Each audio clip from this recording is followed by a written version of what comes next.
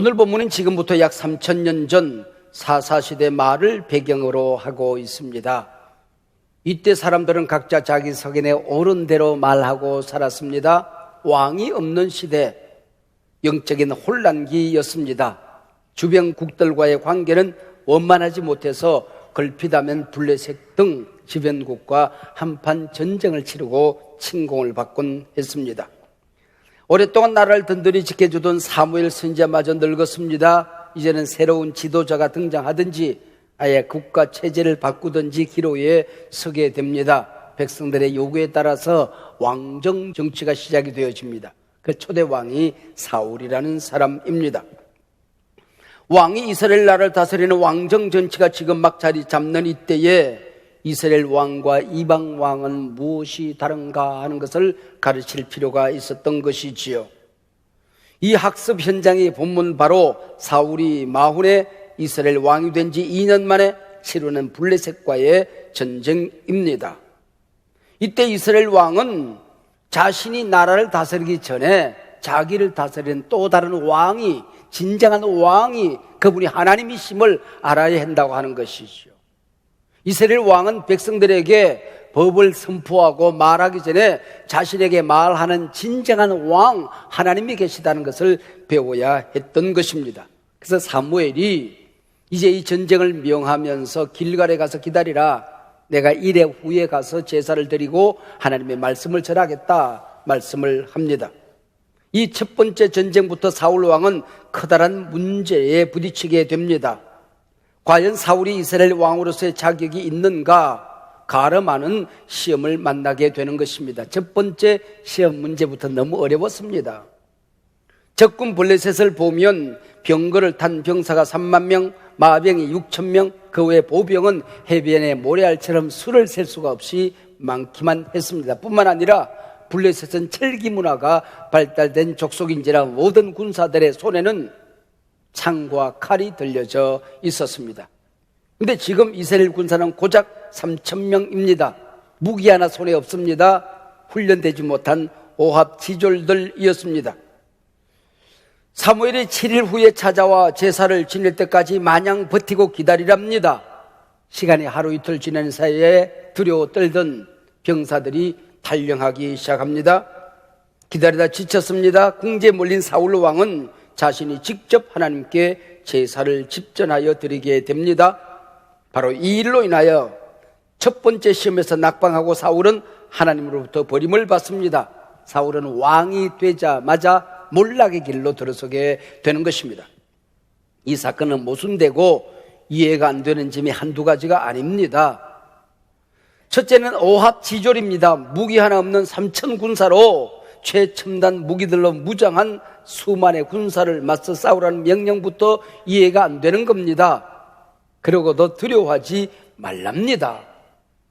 우리가 인생 살아가다가 턱없이 부족한 자원으로 살아가야 될 때가 있습니다. 내 힘으로는 도무지 해결할 수 없는 위기를 만날 때가 있는 것입니다.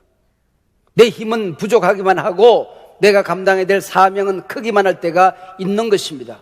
그때에 이 전쟁에서 실패하면, 이 사명 전쟁에서 실패하면 하나님의 약속의 땅, 은혜의 세계를 맛볼 수가 없다는 거지요. 이스라엘은 군사가 모자라고 무기가 열악해도 전쟁은 여호와께 속한 것이다. 이 전쟁의 사령관, 진정한 왕은 역사의 주인은 하나님이시다 믿어야 한다는 것입니다. 이 어려운 첫 번째 시험에서 사울은 낙방하고 맙니다. 공교롭게도 사울 왕의 제사가 막 끝나는 그 시점에 사무엘이 당도합니다. 사무엘이 임금이 무슨 짓을 한 거요? 사울은 논리정연하게 변명을 내려놓습니다. 당신이 정한 시간에 안 오지요. 백성들은 흩어지지요. 적군들은 금방이라도 몰려올 듯 하지요. 그래서 부득이 제가 이 제사를 집전했습니다. 그 얘기입니다. 여기 불신행의 말 부득이라고 하는 말이 나옵니다. 그러나 사울 제사가 끝나자마자 곧 사무엘이 당도했다는 얘기는 그날에 안 온 것이 아니고 조금 그날 가운데 지체하여 왔다는 얘기지요. 믿고 인내하고 기다렸어야 한다는 겁니다. 물은 100도가 되어야 끓습니다. 우리가 하나님 앞에 기도했습니다. 응답을 받았습니다. 응답이 내 눈에 드러나는데 100도가 끓어야 되는 겁니다. 80도가 되었어요. 끓지 않아요. 90도가 되어서 끓지 않아요. 99도쯤 가서 포기해버립니다. 이런 일이 얼마나 많냐 그 얘기죠. 하나님이 말씀하셨으면 말씀 지키다 나는 망해도 말씀보다 앞서지 않겠다. 하나님이 내 아버지여 왕이시면 그분이 내게 응답하실 때까지 내가 앞서지 않겠다. 이게 믿음이라고 하는 거지요. 이방 왕들은 정권을 손에 쥐고 왕들이 직접 제사를 지냈습니다. 사울이 제사를 직접 드린 것은 다른 나라 왕들 다 그렇게 하지 않느냐. 그래서 이스라엘 왕이 이방 왕으로 전락해버리고 만 것입니다. 나를 다스리는 왕 하나님이 계시고 영적인 질서가 있고 나를 다스리는 하나님의 말씀이 있음을 망각한 처사였습니다. 하나님은 이 중차대한 전쟁을 치르기 위해 길갈에 모여 준비하도록 하셨습니다. 그리고 반드시 길갈에서 제사를 드리고 하나님의 명령을 기다리라는 겁니다. 이스라엘 왕은 하나님을 왕으로 사령관으로 모시고 길갈의 전쟁, 거룩한 전쟁의 전통을 계승하라는 겁니다. 길갈에서 있었던 거룩한 전쟁의 전통이 뭘까요? 길갈은 이스라엘이 출애굽하고 광야 여정을 마친 다음에 가나안 땅에 들어가 가나안의 첫성 예리고성을 칠 때 지휘본부가 있던 곳입니다. 예리고성은 지금 블레셋과 비교할 수 없는 난공불락의 요새였습니다. 예리고성 점령 작전은 참으로 황당무계합니다. 무기는 엉뚱하기만 합니다. 나팔, 횃불, 항아리, 그리고 6일 동안 매일 한 바퀴 돌아라. 7일 되는 날은 7바퀴 돌아라. 그리고는 제사장은 나팔을 불고 백성들은 소리를 지르라. 그럼 무너질 거다. 이 얼마나 황당한 작전입니까? 순종했습니다. 모래알처럼 무너졌습니다. 여러분, 우리가 이 세상 살아갈 때에 여리고성 같은 인생의 난자들이 우리 앞을 가로막고 설 때가 있습니다. 내 이성적으로, 내 논리적으로, 내 경험적으로 안 맞아요. 내 말씀은 내 경험에 도무지 어울리지 않지만은 이 세상의 원칙에 어긋나지만은 순종하면 무너진다고 하는 이 믿음을 가져야 은혜의 땅을 볼 수 있다는 거예요.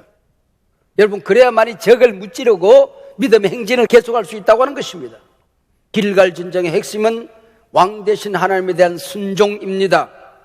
군사가 얼마나 모였느냐, 무기가 무엇이냐가 핵심이 아니었습니다. 하나님 앞에 제사를 드리고 하나님의 임재, 하나님의 능력, 하나님의 간섭, 하나님의 왕되심을 경험해야 한다는 것이죠. 근데 오늘 본문 초대왕 사울은 믿음이 모자라 자신이 제사를 드렸습니다. 가장 나쁜 제사를 드렸습니다. 이 제사는 왕 대신 하나님으로부터 왕권을 빼앗은 것입니다. 국군 통수권을 찬탈한 것입니다. 전쟁 작전권을 빼앗은 것입니다. 그래서 하나님 대신 자기가 왕이 되고 사령관이 되어버린 것입니다. 때문에 사무엘은 사울 왕의 폐위를 통보합니다. 이스라엘 왕으로서의 자격 상실을 통보합니다. 불순종하다가 실패함으로 사무엘상 13장 12절처럼 내가 부득이, 세상 사람들 다 그렇게 하지 않습니까? 이방 왕들 다 그렇게 살지 않습니까? 나도 부득이 그렇게 할 수밖에 없는 막다른 골목에서 내가 취한 행동입니다. 이게 불신앙이라고 하는 거지요. 그런데 이 세상의 믿음의 사람들은 고난 가운데서 더 큰 믿음을 가져요. 모든 사람들이 실패하는 그 자리에서 그 실패를 가장 찬란한 성공으로 바꿔내요. 여리고성이 무너집니다. 요단강이 갈라집니다. 오늘 여러분, 산을 옮기는 믿음이 여러분에게 있어지시길 바랍니다. 여리고성을 무너뜨리는, 요단강을 가르는 여호수아의 믿음이 있어지시기를 바랍니다. 여기까지가 사무엘상 13장의 대략적인 얘기입니다. 그 다음에 사건은 15장으로 넘어갑니다. 사무엘상 15장 본문에 보면 또 다른 거룩한 전쟁이 나타납니다.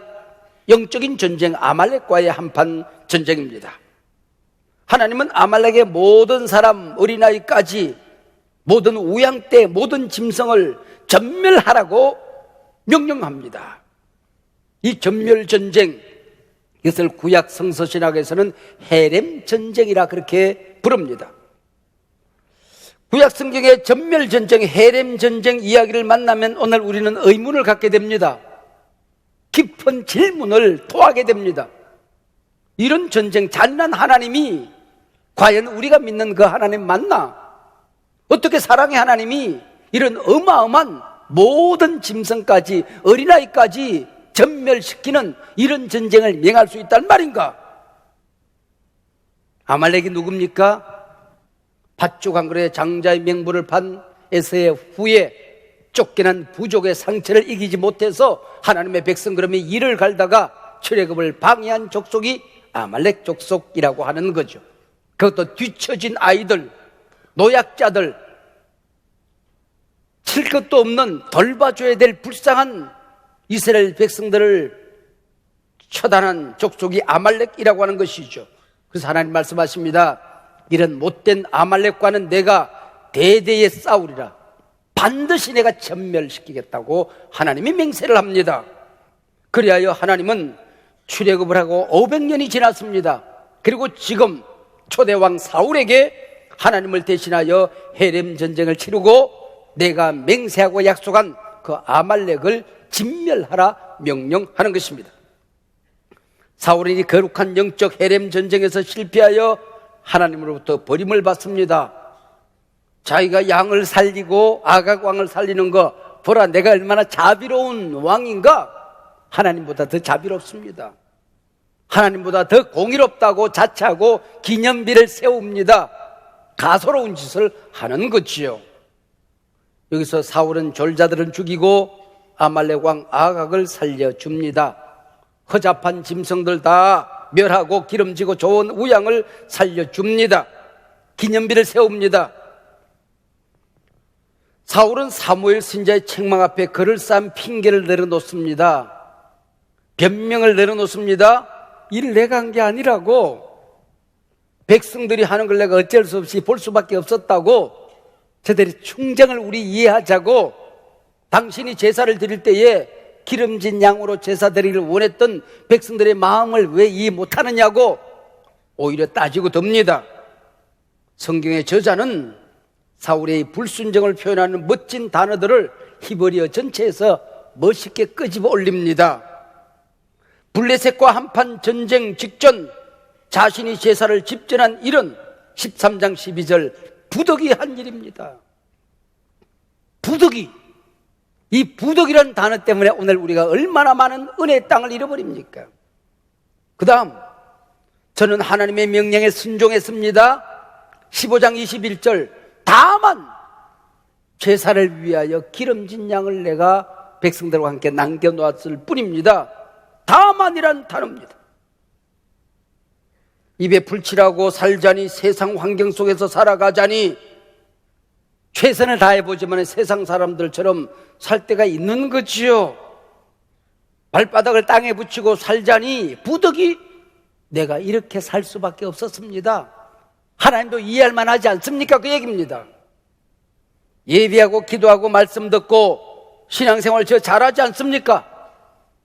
다만 요것만큼 하나님 눈 감아주면 안 되겠습니까?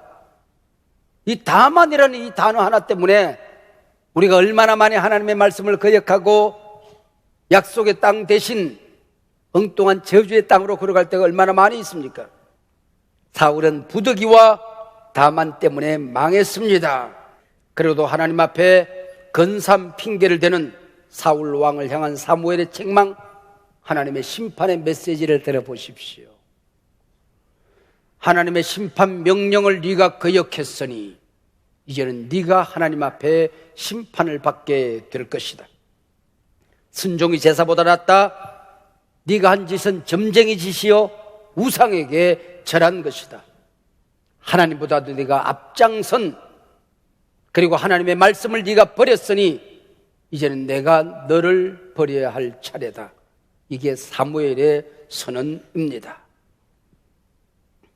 두 주인을 섬길 수 없다는 사실을 너무나 잘 알면서도 우리는 이 세상의 멋진 주인에 속아서 살아갑니다. 하나님 주인을 잃어버리는 것입니다. 사무엘상 15장 17절에 보면 왕이 스스로 작게 여길 때 하나님께서 기름 부어 왕으로 세우셨습니다. 이제는 하나님보다 커버렸습니다. 하나님보다 앞장서는 당신이 되어졌습니다. 하나님 말씀보다 당신이 너무 빨라졌습니다.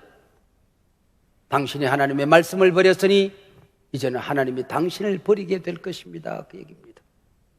예수를 믿는다는 것은 손해보면서도 말씀대로 살아보겠습니다. 그 얘기죠. 기도의 응답이 나타나기 전에는 어떤 일도 내가 시작하지 않겠습니다. 이게 믿음인 것이죠. 하나님보다 앞장서지 않겠습니다. 이 결단 없이 우리가 약속의 땅을 차지한 적이 있습니까? 신령한 삶을 살아보신 적이 있으십니까? 사랑하는 여러분, 오늘 우리 안에도 사울 왕은 살아있습니다. 내가 나 자신을 작은 자로 여길 때 기도가 가능해지는 것입니다. 인생의 막다른 골목, 의사가 내 생명을 포기할 때에 쩔쩔맸던 수술대 위, 조그만한 기업을 시작하고 하나님 안 도와주면 길이 없습니다. 울던 그때 하나님께서 나를 도와주셨다고 얘기하시죠. 그러다 문득 자기가 왕이 되고 싶어집니다. 왕이 되어 살아갑니다. 하나님께서 내 인생, 내 사업에 왕이라는 사실을 잃어버립니다. 저 같은 목회자들도 하나님이 세운 리더로 살아야 하는데 민중 추대형 목사로 살아갈 때가 있는 것입니다. 우리의 왕, 우리의 머리는 오직 예수 그리스도 한 분임을 한순간도 잊어서는 안 되는 거죠. 오늘 이 복음 메시지에 예수님이 계시는지, 예수님이 기뻐하시는지를 늘 겸손하게 살펴야 되는 것이죠. 이제 자신과 자기 교회를 예외로 두고 자꾸 한국교회를 욕합니다. 그리고 다른 교회 비난합니다. 그러면 욕하고 싶은 사람들이 교인들 중에 많이 있거든요. 모여요. 이번엔 그들의 귀를 즐겁게 하기 위해서 교회 비판적, 다른 목사님들 비판적 설교가 강단을 물들이게 됩니다. 사울이 15장 24절에서 고백했듯이 내가 이렇게 된 것은 백성들을 두려워하고 의식했기 때문입니다 하는 고백을 속으로 하는 겁니다. 부정적이고 비판적 교인의 귀를 즐겁게 하려다가 하나님의 교회를 파괴합니다. 큰 교회든 작은 교회든 언론에 들락날락거리는 교회든 다 하나님의 교회라는 사실을 생각해야 됩니다. 하나님이 기뻐하지 않지만 하나님은 그 교회를 향하여 아파하신다는 생각을 우리는 해야 되는 것입니다. 함께 아파해야 하는 것이죠. 하나님의 가슴앓이가 우리에게 있어야 하는 거죠. 욕하고 비판하며 즐거워하면 하나님의 교회의 목사는 아닌 거죠. 그러다가 결국은 그 메시지를 듣는 영혼을 망가뜨리게 되는 것입니다. 자기 교회만 교회이고 한국 교회 다른 모든 교회는 하나님의 교회가 아니라는 교인들을 허황된 환상에 빠뜨립니다. 요즘처럼 보수, 진보, 이념 갈등이 극심한 사회 속에서 한편은 진리요 다른 편은 비진리라고 생각하고 이념 편향적 메시지를 전합니다. 자기들과 같은 생각을 가지지 않으면 애국자가 아니다. 자기들과 같은 생각을 가지지 않으면 역사의식이 없는 사람이다. 지성인이 아니라고 생각을 합니다. 그러면 그런 확정 편향적 사람들이 그 교회에 모입니다. 그러면 그들의 귀를 의식한 말씀만 자꾸 전하게 되는 것입니다. 정치 복음은 이념일 뿐 진리는 아니지요. 결국은 강단은 민중 복음으로 넘쳐나게 되는 것입니다. 세상 살기가 어려우실 때마다 성도들은 예수 믿고 복받는 설교를 듣고 싶어 합니다. 이름하여 성공복음, 번영복음을 듣고 싶어 하지요. 여기 속아서 목사들은 건강한 것은 복이고 병은 저주라고, 평안은 복이고 고난은 저주라고, 성공은 복이고 실패는 저주라고, 합격은 복이고 낙방은 저주라고 설교하게 되는 것입니다. 그러나 성경은 고난받는 것이 유익할 때가 있다. 고난이 복일 때가 있다. 하나님의 백성들은 고난 가운데도 절망하지 않는다, 다시 일어선다, 더 큰 은혜를 입는다고 분명히 말씀하고 있지 않습니까? 내가 하나님 안에 있다고 한다면 실패도 아름다운 것이다. 한번 낙방하고 재수, 삼수, 아니 장수하고 큰 인물 된 사람이 얼마나 많이 있습니까? 번영복음은 하나님의 복음은 아닙니다.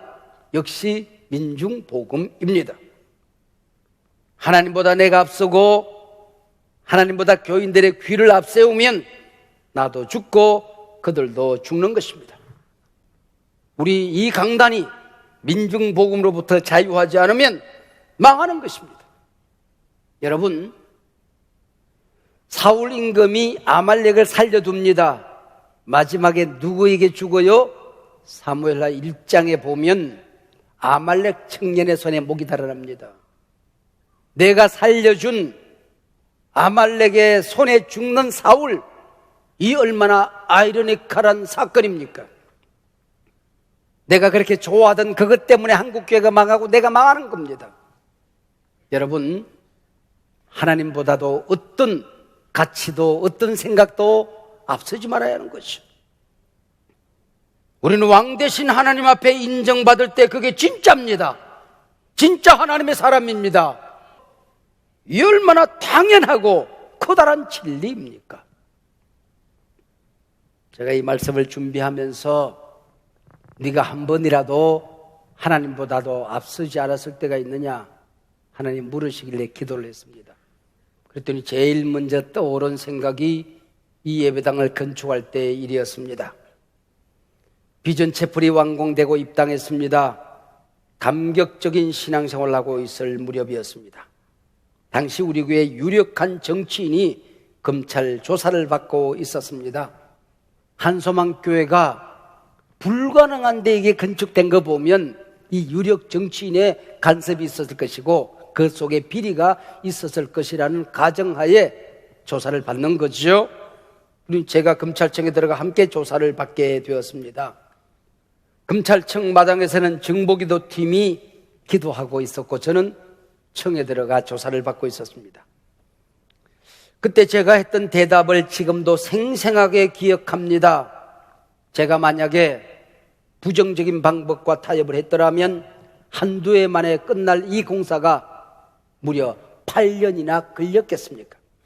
단 한 번이라도, 단 한 건이라도, 단 한 푼이라도 하나님이 문 열어주지 않는 길을 열기 위해서 부정적인 방법, 인간적인 수단을 동원하여 공사했다면 오늘부로 저는 목사직을 사임하겠습니다. 대략 그런 내용의 일관된 주장이었습니다. 검찰청에 들어가면 누구든 주눅이 든답니다. 오금이 저린다지요. 근데 왜 그토록 당당했을까요? 오직 하나님의 방법으로 합시다 라고 약속했고 오직 하나님의 방법으로 건축했기 때문에 그렇습니다. 이게 윤리적인 도덕적인 능력입니다. 양심의 능력이라고 하는 것이죠. 조사를 다 마치고 난 다음에 검사가 일어서서 90도로 절을 했습니다. 목사님 존경합니다. 저도 요 옆에 있는 아무개 교회를 다닌 집사입니다. 목사님, 제가 목사님을 잘 압니다. 가치를 지켜주셔서 감사합니다. 그랬습니다. 여러분, 제가 이래봐도 검사가 존경하는 인물이에요. 여러분, 오늘 우리 결단합시다. 하나님보다 앞장서지 마십시다. 말씀보다 앞서지 마십시다. 기도에 응답 없이 멋대로 달려가지 마십시다.